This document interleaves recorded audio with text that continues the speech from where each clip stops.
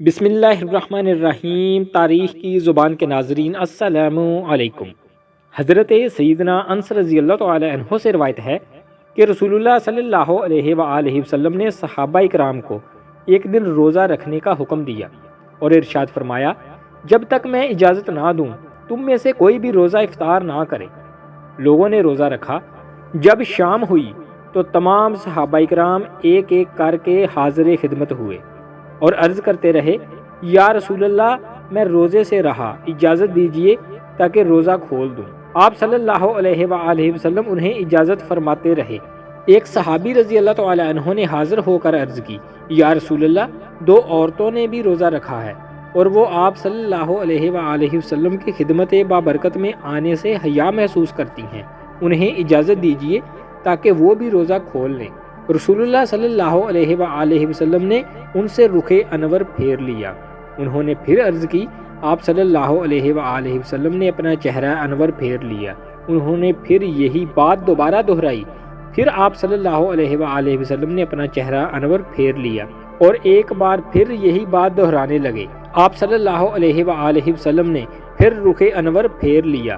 پھر رسول اللہ صلی اللہ علیہ وآلہ وسلم نے غیب کی خبر دیتے ہوئے ارشاد فرمایا، ان دونوں نے روزہ نہیں رکھا، وہ کیسی روزہ دار ہیں، وہ تو سارا دن لوگوں کا گوشت کھاتی رہیں۔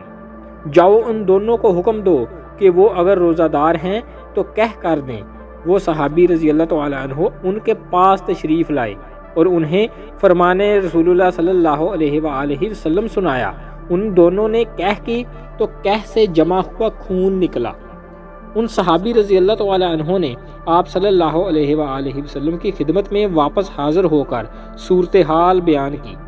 رسول اللہ صلی اللہ علیہ وآلہ وسلم نے ارشاد فرمایا، اس ذات کی قسم جس کے قبضے قدرت میں میری جان ہے، اگر یہ ان کے پیٹوں میں باقی رہتا تو ان دونوں کو آگ کھاتی، کیونکہ انہوں نے غیبت کی تھی۔ ایک اور روایت میں ہے کہ جب رسول اللہ صلی اللہ علیہ وآلہ وسلم نے ان صحابی رضی اللہ تعالی عنہ سے منہ پھیرا تو وہ سامنے آئے اور عرض کی، یا رسول اللہ وہ دونوں پیاس کی شدت سے مرنے کے قریب ہیں۔ تو سرکار مدینہ صلی اللہ علیہ وآلہ وسلم نے حکم فرمایا، ان دونوں کو میرے پاس لاؤ۔ وہ دونوں حاضر ہوئیں۔ سرکار مدینہ صلی اللہ علیہ وآلہ وسلم نے ایک پیالہ منگوایا اور ان میں سے ایک کو حکم دیا کہ اس میں کہہ کرو۔ اس نے خون، پیپ اور گوشت کے ٹکڑوں کی کہہ کی، حتیٰ کہ آدھا پیالہ بھر گیا۔ پھر آپ صلی اللہ علیہ وآلہ وسلم نے دوسری کو حکم دیا کہ تم بھی اس میں کہہ کرو۔ اس نے بھی اسی طرح کہہ کی، یہاں تک کہ پیالہ بھر گیا۔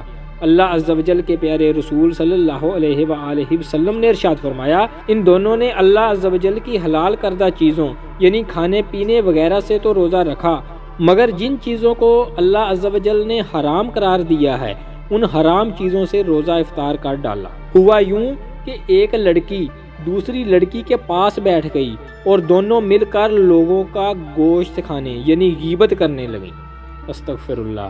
سامعین، اللہ تعالیٰ سے دعا ہے کہ ہمیں ایسی غیبت جیسی لعنت سے بچنے کی توفیق عطا فرمائے۔ دوستو، اگر ہماری یہ ویڈیو آپ کو اچھی لگی تو اسے لائک کریں، کمنٹ کریں اور ہمارے اس چینل کو سبسکرائب ضرور کر لیں۔ ملتے ہیں اگلی ویڈیو میں، تب تک کے لیے اللہ نگہبان۔